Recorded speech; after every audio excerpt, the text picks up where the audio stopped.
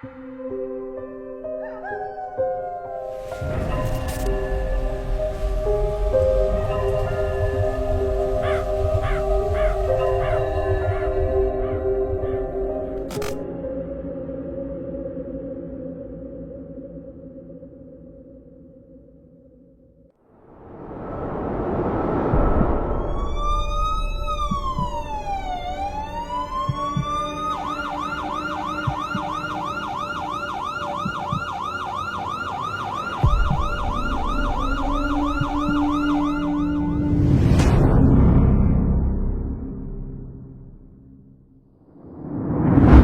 2018 nih, ya Bang Kumis ini pengen banget kan, penasaran kan sama yang lagi rame waktu itu yang pernah Bang Kumis tonton, itu kayak orang-orang nyari hantu gitu. Makanya kan berpikirnya di awal tahun 2018 dulu.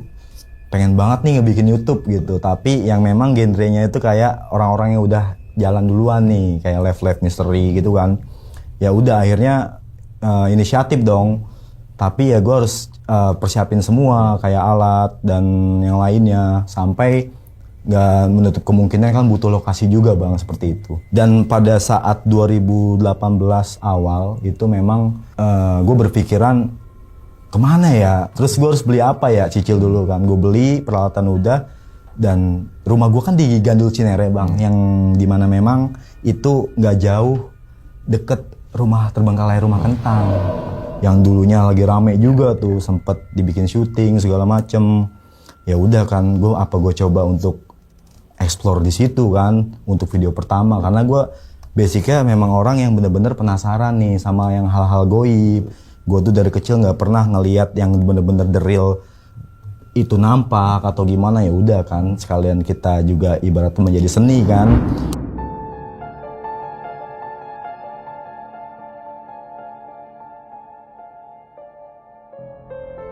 Gue kan memang dari kecil itu dikenal memang udah kumisan. Gue mikir ya, apa ya untuk nama awal di awal ya. Dari kecil udah kumisan Bang. Lahir udah kumisan? Lahir pas bayi udah bulu. Udah berbulu. Apanya? Di bagian kumis. Oh, oke. Iya, jadi memang dari SD pun bukannya tua ya, maksudnya dalam arti kok lu udah kumisan tapi umurnya segini gitu. Jadi ada keunikan di keluarga ya. Ya udah akhirnya ya udah bikin ini aja kali ya, Kumis Production awalnya gitu, karena kan Kumis yang berproduksi gitu kan, dari dipanggil Bang Kumis dari SD, SMP, SMA. Ya udah muncullah itu, dan video pertama baru mencoba untuk konten di Rumah Kentang itu Bang, yang memang gua kan warga pribumi sana ya. Di setiap sore hari itu kalau kita melewati jalur Rumah Kentang tuh yang ke arah Berigif, kalau Berigif ke sini ke arah perapatan Gandul itu, dari sore itu udah selalu nyium bau kentang Bang sampai larut malam. Di situ kan makanya ada satu rumah yang memang terbengkalai, yang konon memang menurut pribumi atau orang tua Bang Kumis sendiri tuh dari dulu itu udah terbengkalai. Tapi mereka warga pribumi itu nggak berpikir bahwa itu namanya rumah kentang gitu kan, taunya rumah angker aja tuh. Tapi bau kentang itu emang dari dulu.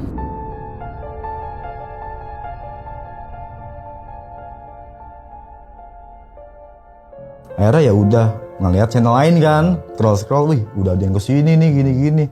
Ah gue mah gampang, orang Gandul asli kan, perizinan gini-gini, izin aja ke security kompleknya. Akhirnya saya coba untuk izin di sore hari. Ya udah saya ke rumah nenek saya izin, bilang tapi gue maunya sendiri, jangan ada yang ikut gitu. Takutnya kan saudara saya ada yang mau ikut. Dianterin tuh ke security itu, ya udah malam.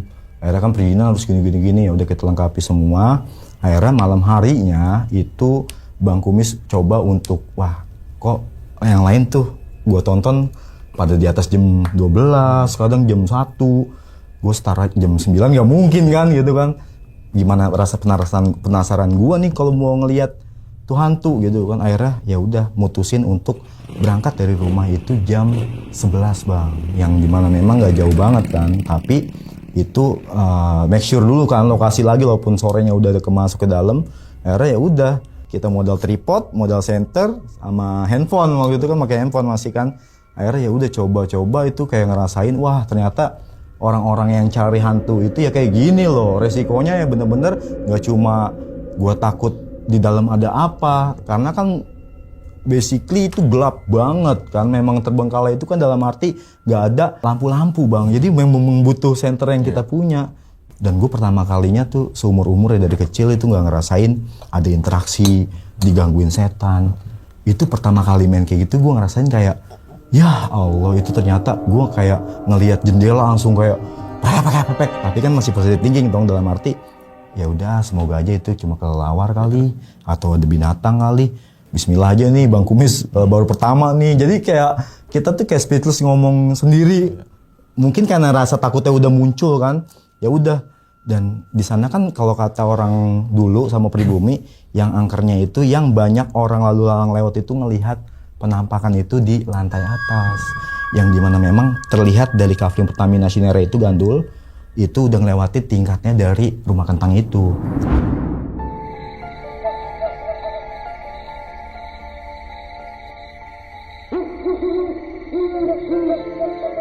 Gue baru pintu masuk udah ngerasain interaksi nih gitu kan, udah gemeter tuh. Wah iya, kata nyokap gue sama orang sini, di atas itu angker.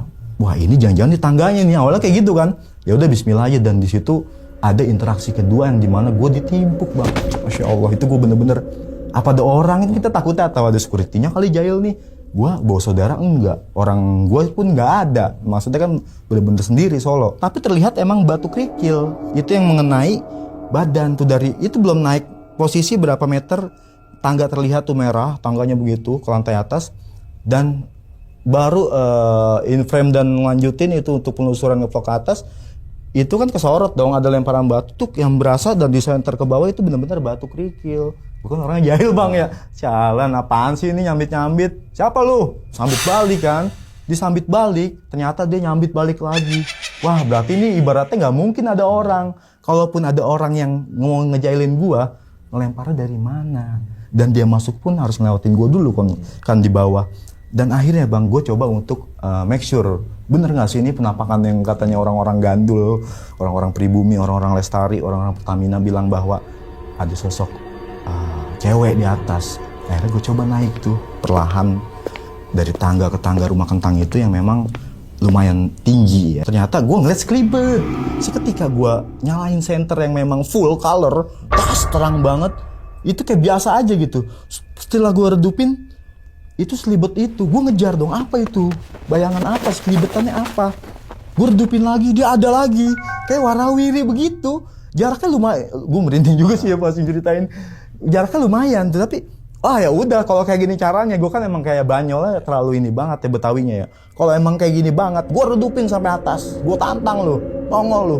Pas gue jalan, gue redupin, masya Allah, gue ngelihat kayak orang nyainya. Kalau gue ibaratnya nyanya ya, ibu tapi udah agak tua, yang dimana memang tuh si ibu itu kayak pucet, dia tuh cuma pakai bajunya kayak kebaya bang, kebaya. Tapi gue berpikir bahwa itu halusinasi. Karena kenapa ya? Lucunya, pas gue editing, awal-awal pertama kali ngedit itu, suara nggak ada, lemparan nggak ada. Yang gue lihat the realnya itu, sekelibet itu nggak ada di editan. Makanya ya Allah. Terus gue edit itu rusak bang. Suara gue hilang semua. Terus filenya kalau bahasanya korupnya itu jadi rek. Ya udah deh, sayang nih. Padahal dapat gitu kan. Maksud gua di video pertama gua nongolin timingnya tepat. Ibaratnya lagi rame nih viral di rumah kentang ini. Itu nggak ketayang bang.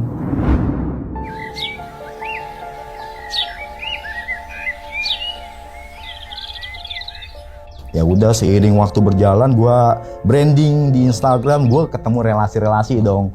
Disebutnya kalau dulu itu ghoster. Berarti gue di Depok, berarti gue kategorinya ghoster Depok. Wah gue mau main ke Bogor gimana caranya nih, berarti kan kita harus bersilaturahmi dulu nih.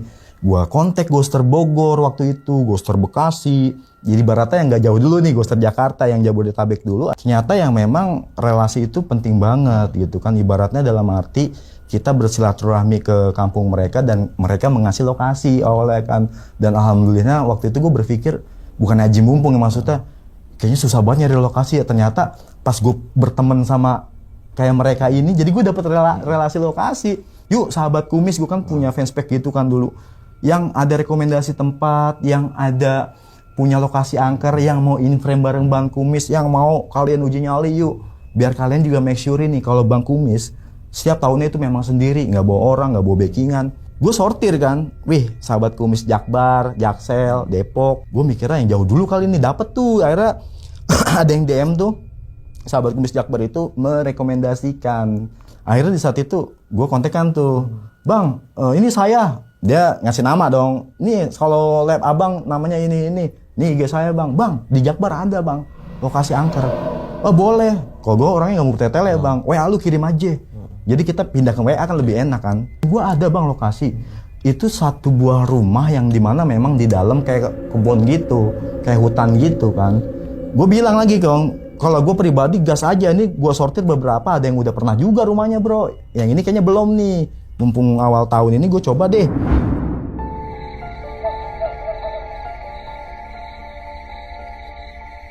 Tapi gue make surein lagi karena gue tuh dari dulu SOP gue ada bang. Konten itu kita harus tahu perizinnya sama siapa, terus kita harus kemana. Akhirnya si orang itu ngasih video depan masuk ke dalam kebunnya doang lah. Gue mikir gue nggak mau, gue bukan tipikal kebun-kebun, kuburan gue enggak, gue bangunan terbengkalai. Nggak gitu bang, saya nggak berani masuk. Gue takut bang sama kayak gitu-gituan tuh, udah lama banget. Nggak diiniin orang sama sekali terbengkalai. Ya udah gini aja, biar ntar malam aja gue gas deh. Gue jujur aja bro ya, gue sebenarnya ada SOP, gue itu harus cek log ini. Karena ini pandemi, gue gas aja deh kita. Yang penting gue please kasih tahu gue penjaga. Atau kalaupun mesti ke RT, kalaupun mesti ke RW, ataupun kayak di perumahan, kayak kepala komplek. Jadi gue sesuai SOP kan. Akhirnya ya udah gue ini, tapi gue bingung di saat itu. Wih, pandemik, gue bawa motor sendiri. Wih, Jakbar cuy, jalurnya yang bener-bener luar biasa. Tapi gue berpikir, lu gimana jemput gue deh? Jemputnya dalam hari ketemuan yuk. Gue kan lewat tim tuh ya, kita ketemuan aja di Gancit, mau nggak gitu? Ya udah bang, gue kan penonton lama lu. Gimana ya buat lu ya? Gue juga tahu lu lagi rawan-rawannya begal kan dulu di Depok itu kan. Akhirnya ya udah, gue jalan dari Cinere tuh lewat masih yang tembusan Lebak Bulus tuh, yang dulu masih Lebak Bulus bisa nembus. Ya udah gue ngambil arah PIM Pondok Indah tuh lurus. Gue ketemulah di Gancit sama dia, gue nggak panjang lebar, gue ngeliat jam juga. Jadi yuk kita gas yuk.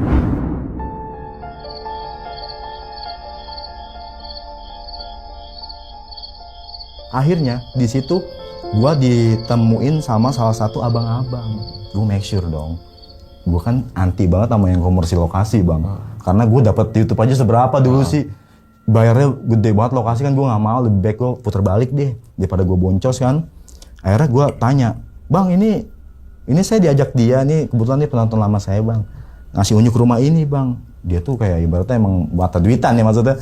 Wih jadi sama saya itu. Tapi ya selama ini gak ada yang konten-konten gitu. Tapi ya ntar jangan lupa bayar bang. Buset, gue langsung gituin bang. Gue kan juga tahu lu ibaratnya bang rokok dapat dari gue di mana-mana juga kan sebelumnya kayak gitu. Akhirnya ini kayak RT dulu nggak, dia kayak orang ketakutan gitu karena dia mungkin gue tahu ya orang-orang yang nyari duit kayak gitu berpikiran kalau RT panjang nih, yang ada gue nggak dapet duit lu pulang. Gue ademin dulu tuh, iya bang saya paling nggak lama gitu kan, kayak buat stok video di awal nih, di awal tahun saya mau taikin, saya mau upload. Akhirnya tapi gue nggak mau nemenin ya bro ya. Mungkin dia mau komersil nih, ngaku-ngaku yang punya rumah atau apa. Dari situ udah ketahuan kan. Kan dari lagu sebelum itu yang bener-bener real. Dia mau nganterin itu, dia tahu kuncinya. Dia nganterin nih bang, ntar ini. Ini enggak, dia takut. Ntar sama ini aja, yang penting ininya duluan. Jadi lu gak ganggu gua tidur. Buset. Gua kata ya udah, gua kepelit nih bang. Ntar saya langsung cabutnya, gak usah pamit lagi bang ya. Soalnya jaraknya juga ke Depok.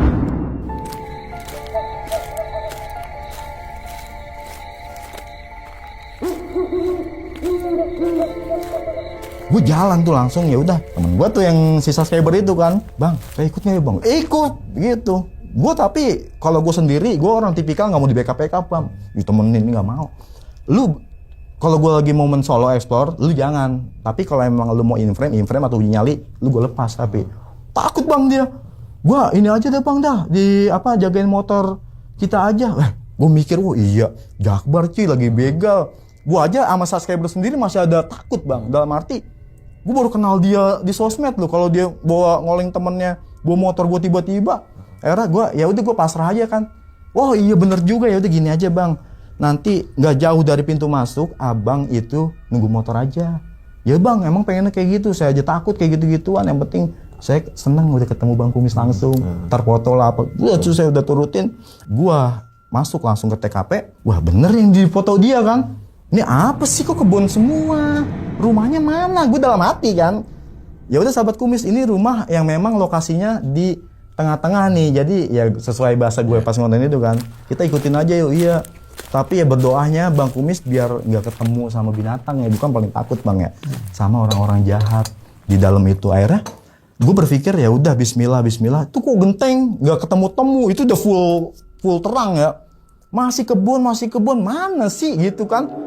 Sahabat kumis, gue kan ngap Bang, udah pakai masker ini kan memang protokol juga kan. Akhirnya gue coba untuk jalan lagi, baru terlihat lah itu kayak genteng dulu tuh. Baru pintu masuknya tuh ibaratnya yang memang diapit sama pohon-pohon rumahnya, pohon pisang, pohon rambutan, apa deh, pokoknya dalam kebun gitu deh.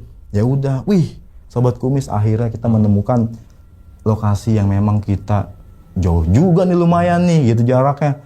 Tapi ya nggak apa-apa yuk, Bang Kumis bakal kupas tuntas spesial sahabat kumis yang udah nantang.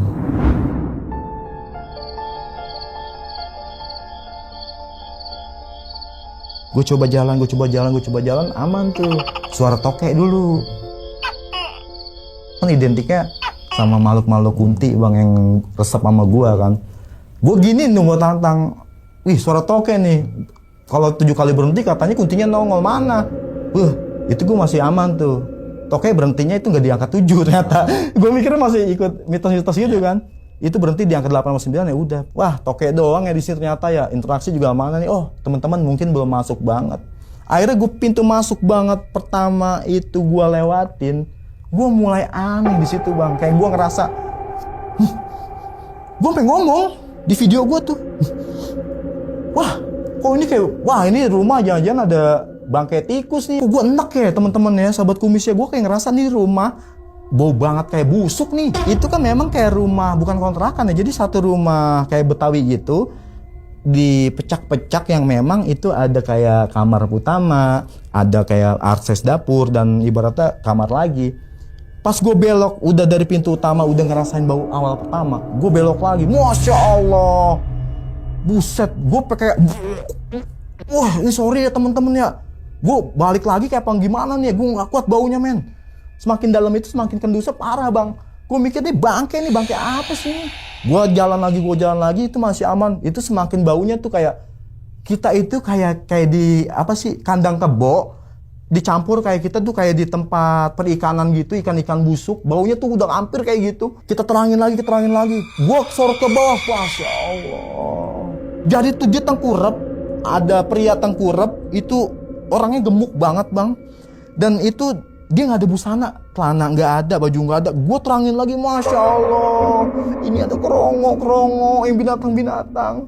Itu kayak ada belatung. Kayak ada belatung kan kelihatan Bang ya. Dia tengkurap posisi tuh di bagian sini udah loyor kan. Maksudnya ini kayak kerongo terbang, binatang kecil. Gue di situ sampai astagfirullahaladzim. Gue di situ kayak, lu tau nggak Bang? Dari ujung kaki sampai pala tuh geter. Astagfirullah, apa ini bener orang meninggal? Apa bener ini orang ada mayat? Gue mikir ya Allah, gue sampai astagfirullah, gue sampai nyebut nama Allah. Gue pikir jadi tersangka atau apa, itu udah ngeblank tuh. Wah ini udah nggak beres sih.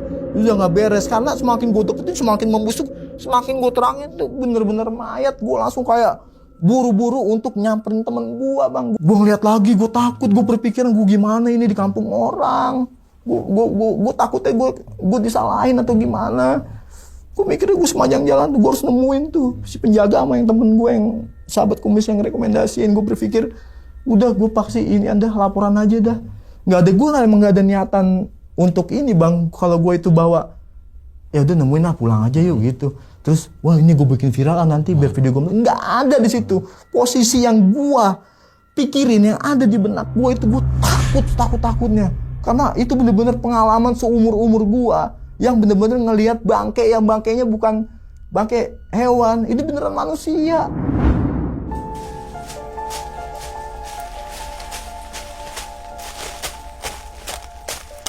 Gue jalan udah gue nggak kuat, jalan lagi tuh kebun lagi, nggak jauh berapa meter tuh, lewatin kebun gue awal, gue sampai bilang Bang sini Bang, dia gini di motor, gitu takut dia. Karena kan mikirnya gue ada hantu apa gue kesurupan. Itu gue udah beda muka gue Bang, sini. sini. Gue bilang kayak gitu. Dia sampai, enggak bang. Akhirnya gue berpikiran untuk coba untuk nyamperin bang. Bukannya hantu, lu harus ikut gue. Enggak bang, saya takut bang. Lu lihat dulu nih gue nemu apa. Gue nemu mayat. Anterin gue ke tempat penjaga tadi. Lu tahu nggak, pas gue dianterin tuh, gue bilang, tok, apaan sih lu? Udah kelar kan, gue bilang langsung pulang. Terus lu ngapain lu? Ini apa kesini lagi gitu? Dia marah gitu kan, masih ngantuk-ngantuk gitu. Bang, ini gue ada video, gue nemu mayat. Wah, bukan tanggung jawab gue. Dia gitu kayak ketakutan. Gue nggak mau, bukan tanggung jawab gue. Akhirnya gue berpikir bang, gue minta anterin aja. Ya udah, kalau abang nggak mau, saya ke RT bang anterin. Nah, tanya aja dia orang sini nih, temen lu. Gue sampai nyari rumah RT bang, bayangin buat untuk laporan bahwa gue tuh nemuin. Dan gue dikasih tahu. Akhirnya tapi gue diancam sama mereka kan, dalam hati, lu kalau mau duit lu balik gak apa-apa, kalau emang duit rokoknya mau lu kasih gak apa-apa, tapi jangan libatin gue. Kalau itu gue gak tahu ada mayat, gue gak mau urusan polisi panjang. Ya udah dianterin, dia ngasih unjuk doang tuh bang, tembok yang itu rumah RT. Akhirnya gue datang tuh, gue mohon dong sama sahabat komisi gue, tinggal kita berdua nih, gue mohon lu jangan pulang, please, gue mohon, gue cuma pengen laporan. Lah dia sama modelnya kan, wah saya gak mau kalau indian polisi. Kagak, gue buat ke RT doang dah.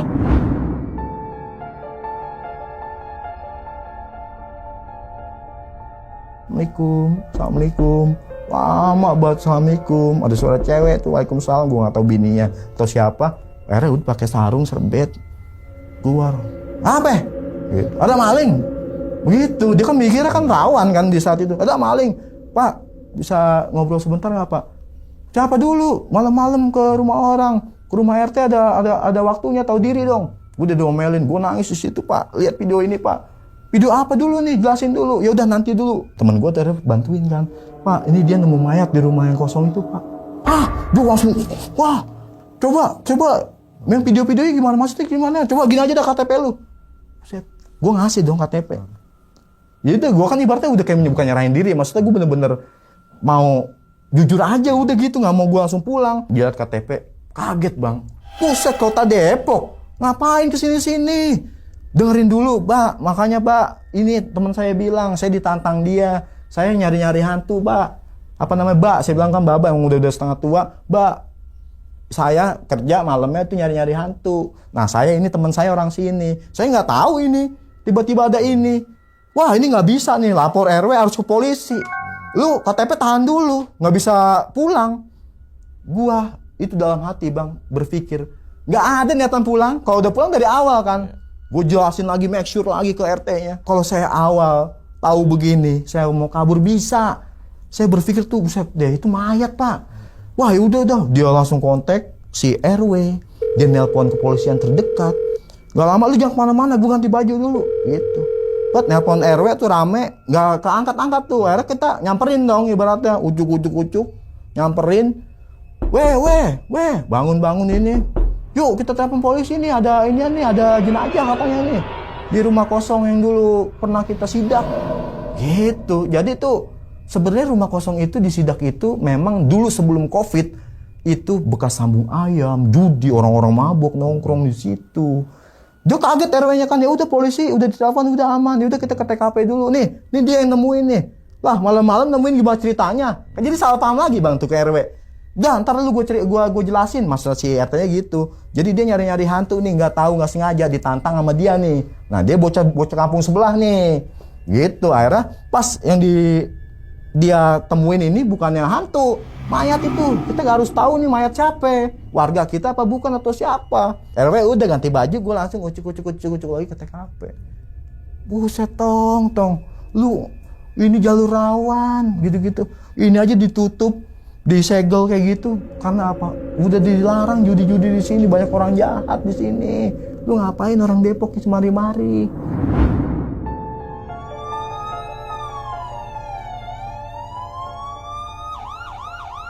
Gak lama itu polisi untuk menerima laporan yang TKP tersebut, titik tersebut. Gue udah standby semua dan polisi langsung ibaratnya statementnya mereka berpikir ada pembunuhan langsung nih, karena kan emang lagi rawannya Jakbar sama Depok kayak gitu kan untuk kejahatan atau ada apa. Tapi ada jenazah nih, saya dapat laporan dari Pak RT.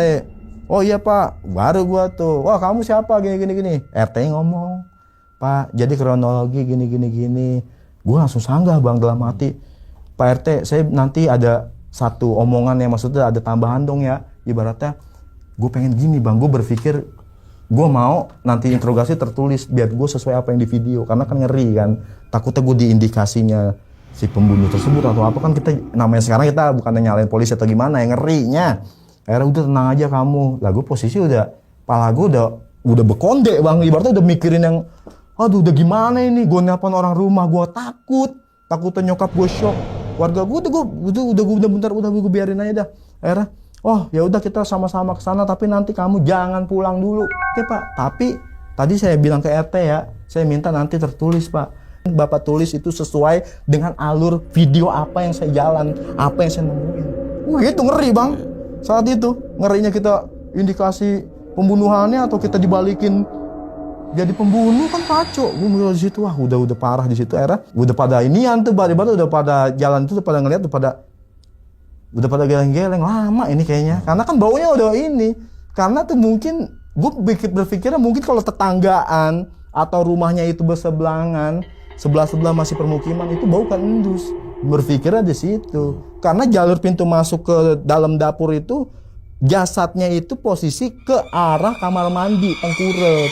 Nah ini udah kayak biasa, udah botol-botol miras. Ya langsung calling lagi, forensik dong mau nggak mau tuh yang bobo karung-karung jenazah kan. Kamu di sini aja tetap ya nanti ditanya-tanya jawab aja iya. Gue nurutin dong ibaratnya dalam hati. Ya gue mau gimana lagi, masa gue pulang nih udah kelar nggak bakal bisa kan, gue pasti ditahan nih. Akhirnya gue berpikir ya udah bismillah aja dah, nggak lama tim polisi datang. Masya Allah bang, gue nangis bang di situ bang. Gue nangis kenapa? Itu jenazah pas diangkat ke karung itu udah nempel. Ini nih lemer-lemernya udah nempel di ubin. Gue sampai, gue langsung di otak gue tuh kayak, gue mikirnya kalau bapak gue posisi dibunuh orang apa kayak gimana. Gue mikir di situ, wah, gue keinget bokap gue yang jarang pulang, yang pulang kalau gajian doang. Gue mikirnya di situ, gue langsung ke bokap. Ya Allah, itu gue diangkat pakai karung, pakai buat ke plastik, dia tuh diangkat, itu kulit masih nempel di serok bang, karena udah nempel di ubin. Makanya gue ya Allah, gue di situ sampai astagfirullahaladzim, mimpi apa gue semalam, salah apa gue. Ya udah akhirnya tuh, Pat, gue mikir ya, dia si sahabat kumis bilang, saya udah ke polisi udah enggak ya bang ya, udah nggak apa-apa gue aja. Tapi untuk kuatnya kan RT harus dia bawa juga dong ibaratnya. Tergampang dah kalau lu mau bilang orang tua nggak apa-apa, yang penting gua orang tua jangan dulu. Takutnya pandemik ini, pikir dia juga sama bang, ternyata mikir takutnya anak gua malam-malam mau di kantor polisi gitu. Akhirnya gua berpikiran ya udah, tapi Pak RT saya mohon Pak, saya kan ikut mobil polisi nih, saya nitip motor, cuma gitu doang kok saya nitip motor. Ya udah Pak RT ngamanin untuk motor gua ditaruh dulu tuh, gua langsung jalan ke sana. Gue nangis cuy, sepanjang jalan gue itu digotong-gotong, gue videonya masih ada, video aslinya. Gue videoin karena gue tuh orangnya gimana ya, perasa bang, gue orangnya sensitifnya, gue perasa.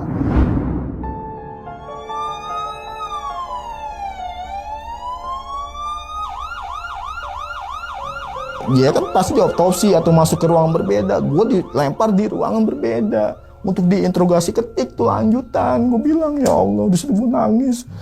Gue bilang jangan sampai ini nggak tahu nih siapa gitu, keluarganya kesianan Pak, saya mau Pak, saya orang baik-baik Pak.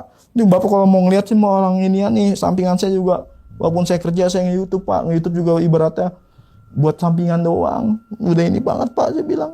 Terus si Bapaknya bilang udah kamu jangan pulang dulu sampai nanti forensik datang, nanti ada jadwal kemudian gini. Jadi tuh gue skemanya tuh bang, wah ini pasti panjang nih ke depan nih, gue mikirnya gitu. Ya gue berpikir ya udahlah mau gimana, ibaratnya nasi udah jadi bubur, gue ikutin aja kan. Itu kan gue prosesnya lama tuh bang, sampai 5:30, 6:30 tuh gue gak tidur. Gue tuh di ruangan tuh kayak orang gila. Maksudnya dalam hati gue kepikiran, gue ketakut entah keluarganya datang apa gimana tuh gimana. RT-nya tuh 6:30, jam 7 kurang itu kayak nelpon bahwa ada satu keluarga yang ibaratnya kehilangan nih. Takutnya dia berpikirnya dia mungkin dia apa bukan, gue masih kayak gitu-gitu. Ya udah gue masih tetap standby di situ di satu ruangan. Akhirnya tuh jam 7.30, kok nggak 7:30, ada orang teriak bang. Kalau gue beda ruangan doang tuh. Gue nggak tahu itu, gue ingetnya gue itu langsung di kantor polisinya atau ruang forensik, gue lupa.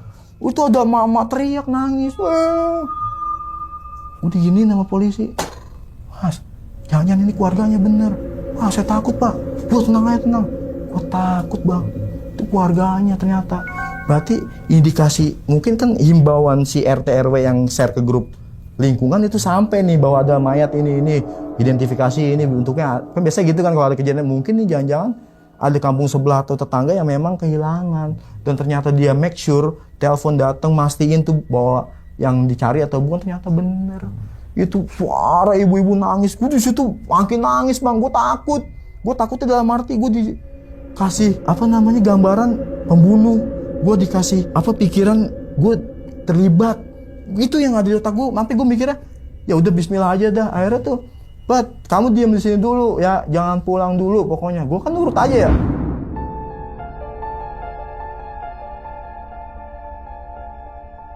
Gue disuruh pindah ruangan tuh akhirnya. Mungkin untuk klarifikasi, identifikasi yang memang nyatain nih, menemuin pihak keluarga sama yang penemu gitu kali gue mikirnya. Gue disuruh pindah ruangan, akhirnya tahu-taunya tuh ibu-ibu sama bapak-bapak bang ke ruangan itu. Dan bapak-bapak itu tiba-tiba ngegas cuy, buka pintu. Di gimana pak, ini pembunuhan nih pak. Buset cuy, ngegas di kantor polisi di meja. Udah pingsan, udah stres banget tuh gue di situ tuh. Gue mikir ya Allah, gue takut nih malah disangka tangkal lagi atau gimana. Bismillah aja nih, orang baik semua nih polisi nih, gue gitu dalam hati itu. Gue kuat juga kan, ada video yang memang masih di ponsel gue itu bang. Akhirnya, Pak tenang dulu, duduk. Jadi kronologi seperti ini. Polisi ngegas balik dong. Jadi kan ibaratnya ngapain sih lu tiba-tiba ngegas langsung membuat keributan. Ini kan kantor kayak gitu kan, maksudnya jangan kayak gitu lah. Tapi kan kita ngertiin juga dia berduka kan. Akhirnya itu dikronologin kayak gitu. Lu tahu nggak bang? Itu omnya, mungkin gua nggak tahu siapanya atau abangnya si almarhum. Gua dipeluk, nangis cuy. Dia nangis, gua makin nangis. Dia bilang ibunya tuh pingsan, nangis lagi, meluk gua nangis lagi. Karena dia berpikir kalau nggak ada abang, gimana kondisi almarhum? Bisa jadi tengkorak mungkin, atau ibaratnya nggak bisa disemayamkan. Pokoknya ntar abang ikut ya sampai nguburin sampai ini. Buset, sampai kayak gitu cuy. Gua sampai mikir lah mati gua kan, maksud gua biar ini ulang kelar bang, maksud gua biar ini polisi kelar, udah kali kelar. Walaupun tadi gua tanda tangan sempet bahwa olah TKP gue harus datang, ini reka adegan gimana sesuai nggak mau di video, itu nggak apa-apa gue turutin. Akhirnya tuh omnya bilang langsung KTP-nya nanti kasih aja, berarti dia orang baik pak, dia akan menemukan. Saya udah ngeliat videonya, saya nggak kuat, saya nangis. Udah tuh akhirnya tuh dia urus mungkin ya untuk kayak tim ininya, dia harus naik ke banding ke penyidiknya, dicari siapa, karena kan memang setelah hasil pengecekan itu yang gue dengar dan gue lihat memang tertulis juga itu bahwa indikasi pembunuhan, di mana banyak luka lebam, memar. Makanya gue mikirnya tuh di video kok pas gue center kok busuknya di sebelah sini. Mungkin kan karena memar itu jadi udah lama jadi benyek kali ya atau gimana. Gue mikir ya Allah, gue langsung inget di video itu kan, gue bilang akhirnya gue ditarik polisi, dia mau ngambil video gue bang. Ya Allah pihak, gue bilang lah gue kan mikir ya, nggak mau nih gue kalau mau diduitin apa-apa nih orang berduka loh. Mungkin gue takutnya itu video buat diangkat di wartawan, berita. Itu kan kita ada something kan, di situ udah mikir. Di situ gue mikir, yang gue ingat tuh di lubuk hati gue, di otak gue cuma mikir warga korban. Ini pun gue tayangin apa enggak ke depan, gue nggak mau. Karena ibaratnya dalam hati gue mikir keluarga korban. Gue mikir itu seorang bapak, gue takut kalau bapak gue kayak gitu dipiralin atau gimana. Akhirnya gue ke om yang tadi kan, om ini polisi gini-gini. Wah, nggak bisa, enak aja. Itu saya pihak keluarga ini ya lo video. Yang maksudnya jangan dikasih polisi. Gue sampai sejujurnya kayak gitu bang, dalam arti gue nggak memikirin keuntungan buat gue ke depan. Gak lama langsung dibersihin dong. Dia minta jenazah dibersihin di forensik itu kan, dibersihin semua, lalu ke media yang dimana lah. Gue disuruh ikut kan, gue mau nggak mau bang ya nurutin dia ya, takutnya ntar gue kesalahan ya. Tapi gue berpikiran, maksudnya apa nih gue disuruh ikut yang gitu kan? Ya udah gue bismillah, tapi gue udah positif thinking dia baik.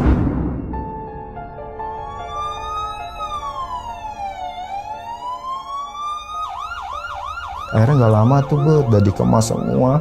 Itu gue inget ya, gue sampai pengen nangisnya tuh kan. Kalau mayat itu di inian besi bang ya, bunyi itu krek. Gue ngeliat dia kayak gitu kan, mau dibawa ke mobil ambulan lagi buat pulang. Gue inget muka dia bang. Maksudnya badan posisi dia, muka dia kan posisi tengkurapnya dia kayak gini bang. Dan gue menemuin posisi ibaratnya nyorot dia begini.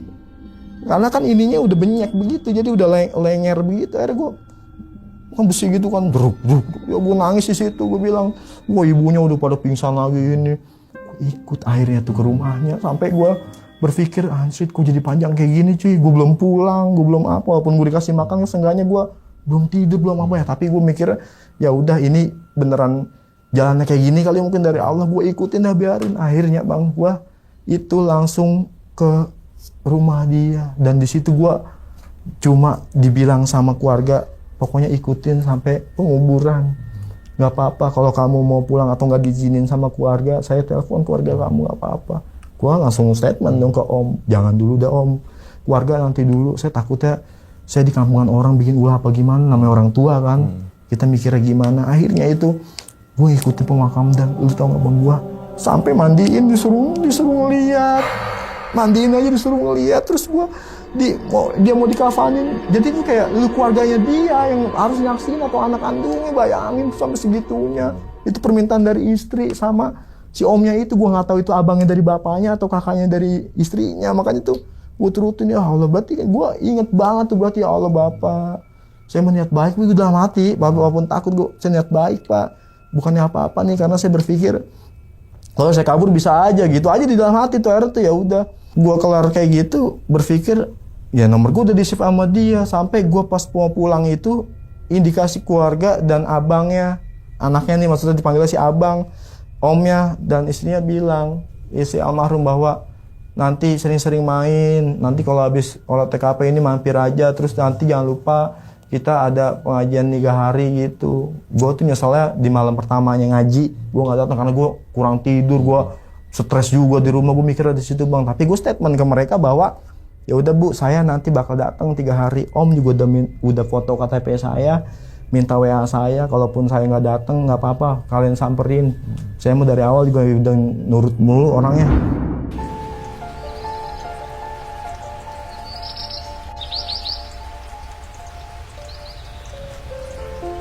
Gue balik, gue kayak orang stres bang situ bang. Buset, gue mau makan gak enak, ini buset pikiran gak enak, ini gak enak. Gue udah berpikiran, udah kayaknya gue harus ini aja deh, nggak bisa kesono lagi nih, gue capek. Gue tidur sampai gue tidur tuh nggak inget waktu bang, sampai ketemu berapa jam baru gue bangun. Mungkin kita lelah juga kan, ibaratnya seharian full nggak tidur itu ngerasainnya gimana sih mata. Gue tidur ini, gue mikir, wah itu panggilan terjawab banyak buat bererot tuh. Gue lihat ya udah nomor omnya, nggak bisa ini ya, pasti abang capek ya, nggak bisa ngaji ya di hari pertama bapak. Wah, gue bilang, astagfirullahaladzim, gue mikir iya ya, ada ibarat malam ini kan ibarat pengajiannya nih, gue nggak datang. Udah gue mohon maaf sebelumnya om, gini ini gue jelasin bahwa nanti 3 hari datang, ya kan, ya udah tuh. Nah kebetulan di 3 hari itu weekday yang ibaratnya jam kerja gue berpikir, gue waktu itu kerja masih di daerah Jakarta Selatan. Ke Jakbar kan lumayan ya. Akhirnya gue berpikir, gue balik gawe langsung aja deh, daripada gue balik capek. Akhirnya gue calling tuh. Sebelum gue calling tuh pagi udah diingetin sama dia. Nanti kalau nggak sibuk, 3 harian ya, yuk kita doain sama-sama bapak itu omnya. Ibu nangis-nangis mulu masih nih, nginget si abang gitu. Karena nginget si abang Faisal suruh kesini. Kemarin malam pertama nggak datang. Ya udah, iya om saya datang. Tapi saya pulang kerja ya. Gue kan balik office jam 4 tuh waktu itu tuh, masih di daerah Sudirman. Gue kabarin tuh, akhirnya gue kan masih ada jeda waktu tuh. Gue sampai berpikiran, ya Allah, gue belum gajian, duit segini. Kan kalau orang meninggal gitu kita harus bawa makanan gitu kan, kayak buat tajih gitu. Gue berpikir, ya gue ada duit segini, biarnya gue beli kue seadanya tah. Gue nyari ke daerah sana, yang daerah Jabar tuh nyari tukang kue, akhirnya gue bawa kue tuh. Dan mereka tuh seneng banget gue datang kan. Ini nih, jadi gue gini bang, pas gue datang tuh gue kayak keluarga semua ngelongo gitu, ada yang nangis. Jadi gue tuh kayak datang itu gue ngelongo karena mungkin mereka udah cerita yang nungguin datang. Gue mikir di situ air tuh, ya gue positive thinking aja ya, posisi masih pakai yang kerja, pakai tas. Saya emang pertama om bu nggak bisa datang nih karena saya capek bu, saya kurang tidur. Wah nggak apa-apa, saya ngerti, yang penting 3 hari datang udah seneng nih, nggak usah bawa kayak gini aturan. Ya udah kan, gue bilang ini ada dikit walaupun nggak banyak, yang penting bisa buat orang tajiyah bu di 3 harian ibu. Udah tuh gue ikut kan tahapnya mereka, ya kayak kita biasa kan di rumah, tahlilan, selamatan. Akhirnya tuh waktu malam itu gue mutusin gak terlalu pulang malam bang. Jadi kalau di kampung dia sama kampung gue sama setiap meninggal itu malamnya ada ngaji bersama nih, musola pertama siapa. Gue izin dong, orang gue kan jumping weekday ya, besok harus gawe lagi. Bu, saya ini sampai tahlilan kelar, saya pulang ya. Nginep aja, lawan, begal. Kita semua udah anggap kamu ini tahu saudara gini. Pokoknya nginep. Nggak bisa Bu, saya masuk kantor jam 8, sedangkan saya kan aksesnya macet banget. Kalau lewat Buncit, lewat Mampang ke Sudirman. Udah jelasin kerjaan gue gitu, akhirnya ya udah tapi aman nih, kalau ada apa-apa WA ya, apa mau dianterin sama Om nih. Gue sampai kayak gitu, nggak usah Om, ngerepotin. Ntar Om urus aja yang buat pengajian yang malamnya si anak muda itu kan. Udah akhirnya ya udah gue pamitan tuh, enak. Gue masih dipeluk, itu masih nangis, ibunya masih dipeluk. Nanti pokoknya main-main ke sini, mampir pulang kerja sama 7 hari datang ya. Iya, gue ibaratnya udah iya aja karena emang gue mikir ya udah emang udah gini jalannya kali ya.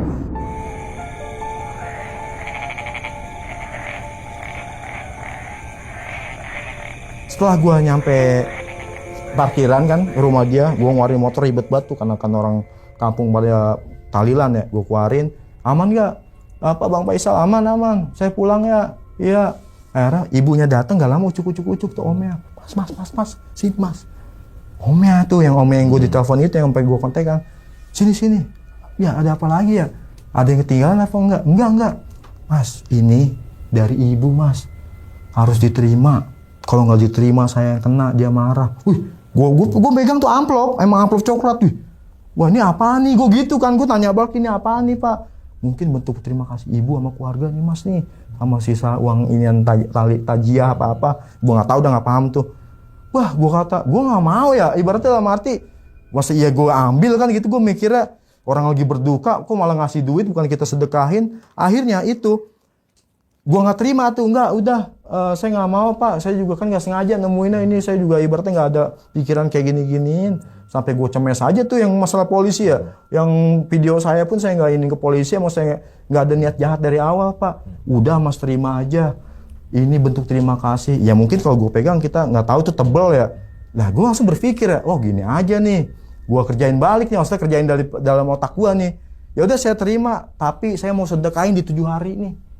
Saya kan nggak ada duit sama sekali, ini saya dapat rezeki dari Bapak. Nah ini rezeki saya sedekahin buat 7 hari. Buat beli besek apa 7 harian kan gitu. Di situ Om nangis, Masya Allah. Dia bilang katanya, ini orang baik banget gini. Ya udah tuh, tapi jangan bilang ibu ya, kata dia gitu. Iya, ini saya terima lagi, nggak apa-apa ya. Mungkin Omnya, gue percaya aja kan maksudnya ya, mungkin dibeliin ini kali udah.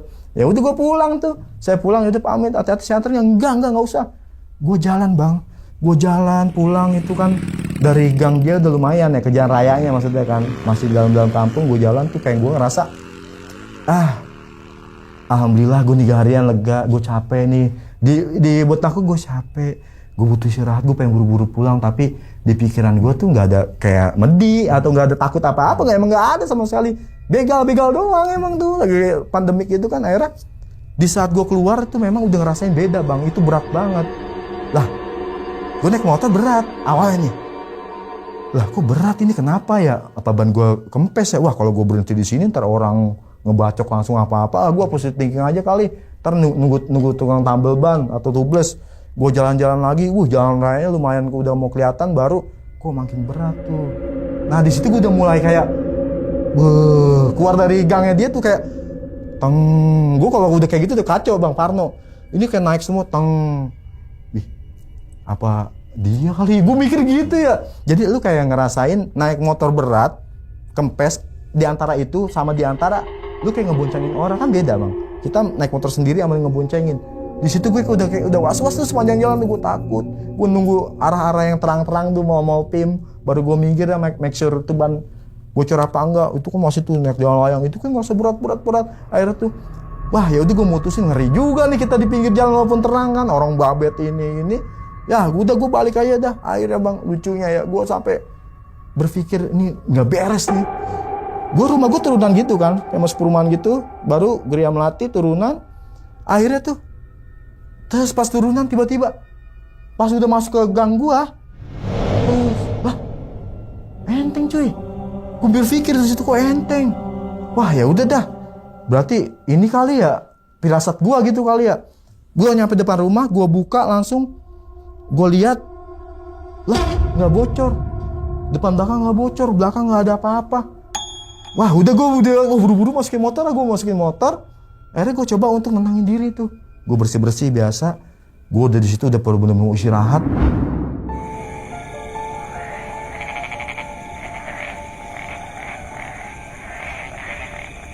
Ya udah gue tidur ayam, gue tidur kayak ngerasa diuring-uringin gitu, tapi gue sempet nyium kayak daun pandan, makam itu bau wangi gitu. Gue nyium tuh selibet.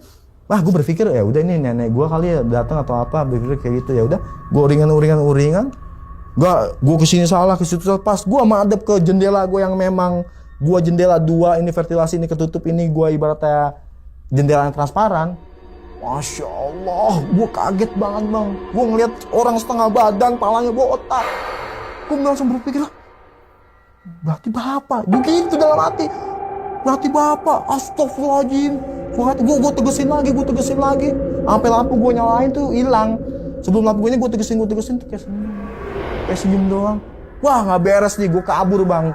Gue kabur pindah ke kamar adek gue. Akhirnya gue berpikir, nggak ini udah nggak beres. Soalnya validasi yang gue lihat sama wujudnya itu mukanya sama si almarhum bapak. Gue langsung kayak, wah kacau nih gue nih udah kayak gini. Gue ngetok-ngetok, gue langsung tidur. Akhirnya berpikir, adek gue ngapa sih malam-malam ini gue tidur di kamar lu ya gini.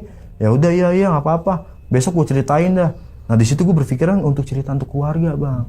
Dalam arti gue berpikir, gue nggak mau nih disembunyiin mulu nih, walaupun gue sempet bikin snapgram yang dilihat saudara gue tuh untuk diaduin bahwa Isal nemuin ini ya nih, gitu. Akhirnya tuh ya udah. Selang berapa hari kemudian tuh gue langsung jujur aja, gue bolak-balik tuh olah TKP sama forensik sama polisi tuh, gue jujur sama orang tua. Akhirnya orang tua kaget, shock, gue tenangin mereka. Gue langsung berpikiran, yuk kita sama-sama menuju hari yang datang yuk bu. Gue begitu sampai kita sekeluarga yuk datang ke sono, ke Jakarta Barat. Pokoknya ntar orangnya baik-baik deh gini. Akhirnya tuh ya udah gue 7 hari langsung sekeluarga di sana bu. Masya Allah itu luar biasa ya untuk responnya keluarga. Jadi lucunya kayak orang gue besan bang, kayak besanan gitu, kayak kita ibaratnya lebaran juga bertamu. Udah tuh gue ikut 7 hari. Gue berpikir kan gue harus cerita karena gue udah diteror di pertama nih. Gue mungkin gue bawa emak gue mau bokap gue nih, kali gue ntar diteror pulang nih. Bukan iseng, gue udah latih gitu bang biar ada ramean aja. Akhirnya tuh gue pulang tuh naik mobil bareng ya nggak ada apa-apa. Akhirnya gue malam harinya itu gue pulang, nyokap gue udah pada masuk. Kan lumayan macet juga walaupun naik mobil jalur situ ya. Itu udah larut malam, gue mutusin untuk tidur lagi. Tapi gue nggak tidur di kamar gue yang memang gue di 3 harinya itu udah diteror. Bukan diteror, maksudnya dimediin lah kalau bahasanya gue. Akhirnya gue pindah dong. Gue ntar tidur di situ lagi ya. Wah ntar dia kesini gue, adek gue udah kayak gitu. Gue di tembok sono ya, lu di sini. Wah enggak lah, gue mauin di tembok. Jadi pada nggak mau ngebuang ini. Akhirnya gue ngalah dong. Ya udah gue ngepet gitu bang, berdua gitu sama adek gue yang cowok, si Rizky. 1:30 atau jam 2 atau 2:30 tuh gue ngerasain bau pandan lagi. Nggak beres nih. Gue dalam hati gue mana gue pengen BAB. Gue dari jam 1 aja udah BAB, udah gue tahan tuh. Akhirnya bau itu gue tidurin lagi, gue pasain, gue keringet dingin tidur. Gue kayak ngerasa di satu kasur itu ada 3 orang bang. Gue udah berpikir, wah ini jangan-jangan tragedi yang gue ngeboncengin dia nih. Kayak inget dong yang di malam 3 harian itu. Akhirnya gue coba untuk, wah udah dah, gue bangunin aja. Ki, ini sebelum subuh yuk, nantirin gue ini BAB. Gue takutnya jadi penyakit kalau ditangguh, nahan dari jam 1. Enggak, gue takut. Kita gimana sih bang kalau udah kebelet sama rasa takut. Gue maksain untuk BAB sendiri kan tanpa dia. Sialan nih gue bilang nih, gue lagi ketakutan kayak gini. Gue coba untuk BAB, gue keluar kamar dia kan kamar gue, adek gue ngelewatin kamar gue dulu. Ini baru kamar nyokap, bokap, masuk ini wastafel, baru ke kamar mandi kan. Akhirnya setelah itu, Masya Allah bang, lu tau gak yang gue lihat apa? Gue kayak ke jumpscare si almarhum bang. Pas belokan gue ngelewatin kamar gue mau belok ke arah kamar mandi. Itu kayak, astagfirullahaladzim ya Allah biha. Gue kata, astagfirullah saya jangan ganggu pak. Gue sampai kayak teriak gitu. Gue ngeliat langsung di depan gue senyum, nangis, dia ngawe-ngawe gitu. Masya Allah gue seumur-umur bang, gak pernah gue dari 2018 ngeliat kayak gituan. Bahkan gue di Medina sama keluarga pun gak pernah. Ini sama dia kayak dia nangis kayak pengen meluk gue, kayak ya Allah gue bilang gue kayak orang gila ngomong, jadi gue spontan. Udah saya sampai 40 hari pasti datang. Saya juga ibaratnya nggak ada niat baik ke bapak. Mungkin ya gue berpikir dia itu mau bilang terima kasih atau gimana, gue nggak paham deh di situ deh. Karena gue selama main misteri aja nggak sampai segitunya gitu, maksudnya kan. Akhirnya gue mutusin gue nggak jadi boker, gue bangunin langsung ke kamar emak gue langsung kan. Ngapain gue ke adek gue kan, udah nggak bisa bantuin gue. Bu, disamperin bapak lagi sabu, samperin bapak lagi sabu. Gue sampai kayak gitu bang, gue sampai nyokap gue, bokap gue bangun lihat, mana nggak ada apa-apa. Jangan ini halusinasi, lu kebanyakan main hantu sih lu. Kan nyokap gue kan Betawinya nyerocos bang. Gue bilang apa, jangan main hantu, lu bertahun-tahun main hantu jadi kayak gini kan. Tapi ini bukan hantu, itu dia gue ini. Ah udah dah, gue gak mau ikut campur. Ngambek kan nyokap gue. Jadi itu pengalaman yang memang gak bisa bang gue lupain.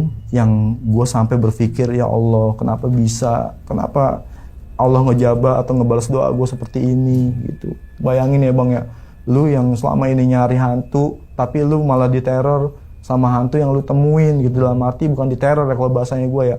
Itu bener-beneran ya pengalaman gue yang gak bisa dilupain bang. Diminum dulu bang Faisal. Oke, jadi itu ya teman-teman semua pengalaman dari Bang Faisal ini saat explore rumah di daerah Jakarta Barat bang. Iya betul, Jakarta Barat. Nah kan itu ada polisian, ada forensik, pasti ada penyidik, ada reka adegan mungkin abang nemuin gitu kan. Nah menurut si polisi ataupun forensiknya itu bang, itu si almarhum udah berapa lama di situ tuh bang?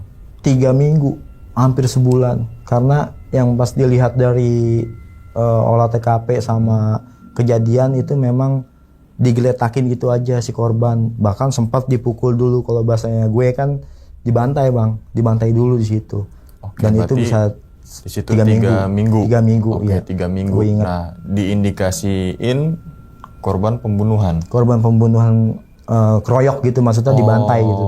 Kalau bahasa berarti gua. benda-benda tumpul lah ya. Iya. Gitu ya. Oke. Nah, kan ada keluarga korban yang ternyata nyariin juga nih gitu kan. Nah, si keluarga korban tuh lapor nggak ketika kan 3 minggu misalkan bapaknya nggak pulang-pulang, lapor ke RT RW atau mungkin kepolisian bahwasannya nih bapak saya hilang atau gimana gitu? Enggak, taunya gini. Jadi terakhir itu si bapak bawa duit banyak, itu pulang mau nyelesain masalah. Katanya hutang piutang. Dia bawa duit banyak itu ya udah mikirnya dia mau kelarin. Karena kan bapaknya itu ibaratnya si kepala keluarga kan, yang memang dia mau ngelarin masalah. Awalnya memang ada permasalahan di internalnya mereka. Internalnya keluarga si almarhum ini. Tapi pihak keluarga almarhum itu nggak indikasi, ya udah bapak mungkin sekalian kerja atau gimana gitu.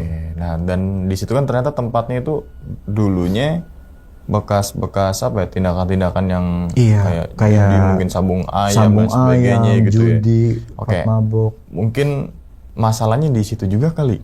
Bisa jadi, ataupun mungkin apalagi dia lagi ini terus kemudian kalah atau apalah. Soalnya kan tempatnya yang di garis polisi itu kan, bahwasanya emang tempat itu dulunya rawan gitu ya. Oke. Nah, terus kemudian bang, ketika nemuin si jenazah gitu kan ya.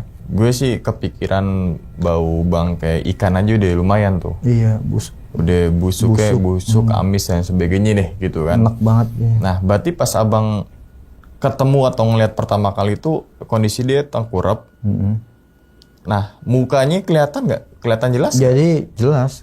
Sekarang posisi saya dari sana, dia kayak gini karena ini udah hancur nih, maksudnya udah karena lama kali busuk. Nempel gitu. Jadi pas kesorot itu kepala beliau sama ya udah bugil gitu. Cuma kan yang lebih terlihat di cahaya itu kan kerongo-kerongo yang terbang tuh binatang-binatang kecil itu. Wah, astagfirullahaladzim, kan kaget. Makanya kan detail mukanya inget jadinya. Oke. Nah, terus kemudian bang, ketika nemuin itu gitu kan, tadi gue udah sempet bilang baunya kan kebayang banget gitu kan. Kebayang banget. Ketika abang nemuin jenazah tersebut gitu kan, terus kemudian ke RT, RW, kepolisian, forensik akhirnya datang, terus kemudian penyidik dan sebagainya gitu kan. Itu jadi pengalaman abang yang gak bisa dilupain tuh ya? Gak bisa. Itu horornya horor the real itu. Itu karena kejadian ya, maksudnya tragedi. Yang dimana memang segmen gue kupas misteri ya. Tapi ini tragedi yang gue alami gitu, makanya gue sampai ini 2024 ini gak bisa lupain bang, dalam arti itu nggak bakal bisa dilupain. Bahkan gue sama pihak keluarga masih enjoy sampai sekarang, bayangin lo. Di tahun itu sempat ke up media gitu bang? Nah itu sempat, bahkan setelah itu rame jadinya. Gue sampai dibawa ke Selebrita Expose waktu itu. terus Silet Indigo yang zaman-zaman mereka masih main ini. Gue sempat dibawa gitu. Cuma balik dari pihak keluarga mengindikasikan bahwa ya udah tuh rezekinya Mas Faisal lebih. Gitu. Nah, untuk videonya masih ada gak Bang? Kalau video asli itu ada Bang. Oke, emang tindakan kejahatan itu nggak di mana-mana dan nggak betul banget Bang. lihat tempat, nggak lihat waktu gitu kan. Makanya itu kata Bang Napi kan selalu waspada gitu kan. Dan jangan sampai kalau ngomongin ini kan pasti ada pihak-pihak tertentu yang pasti merasa sedih terutama. Betul. Apalagi coba bayangkan kalau itu keluarga kalian dan sebagainya yang dimana misalkan nggak ada Bang Faisal, gimana kabar dari keluarga itu merasa kehilangan, oh hilangnya mungkin lagi main dan sebagainya, tapi kan ternyata enggak, atau mungkin bisa jadi kondisinya tidak utuh dan sebagainya gitu kan. Ya terima kasih juga nih untuk Bang Faisal gitu kan, udah menemukan, kita sebut aja almarhum Allah ya gitu kan, Bapak si A ini, dan menyerahkan ke pihak kepolisian langsung, terus kemudian RT RW juga sigap, dan alhasil endingnya adalah dipertemukan, udah ada jalannya gitu kan. Alhasil keluarga tahu bahwasanya si A ini ternyata kondisi udah meninggal. Tapi akhirnya ketika di bagian sidik banding dan sebagainya, pelakunya ketemu gak akhirnya? Itu sempet Bang, tapi itu di luar daerah. Luar daerah? Berarti dia sempat kabur tuh? Sempat kabur, karena ibaratnya ini ada di internal yang mereka udah paham masalah piutang awalnya. Ini mohon maaf ya saya sebutin ya, karena kan sensitif juga kan. Ini ya keluarga mereka, ya udah ternyata ya itu udah semua dilacak, ketemu kan? Ketemu. Nah, berarti kalau kayak gitu tuh bisa jadi pembunuhan berencana tuh. Pasal pembunuhan berencana bisa jadi seumur hidup tuh. Lokasinya udah ketahuan di situ, yang dimana tempat itu terbengkalai, nggak ada orang. Pasti kan udah direncanain dulu tuh, nanti kesini kita nin aja. Tuh, iya bener banget. Kan gitu kan, kalau kecuali di jalan pasti nggak berencana lah. Kalau gitu kan pembunuhan kan pasti udah berencana kayak gitu tuh. Oke, sekali lagi terima kasih banyak nih ya Bang Faisal nih udah luangkan waktunya nih, atau Bang Kumis gitu kan.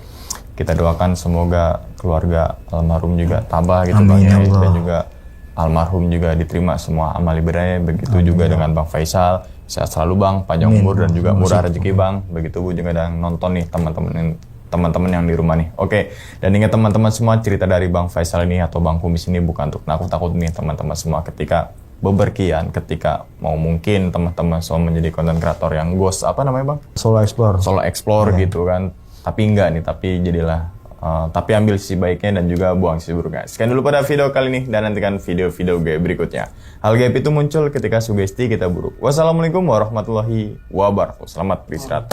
Bang Faisal, thank you banget nih Bang. Alhamdulillah. Bungkus.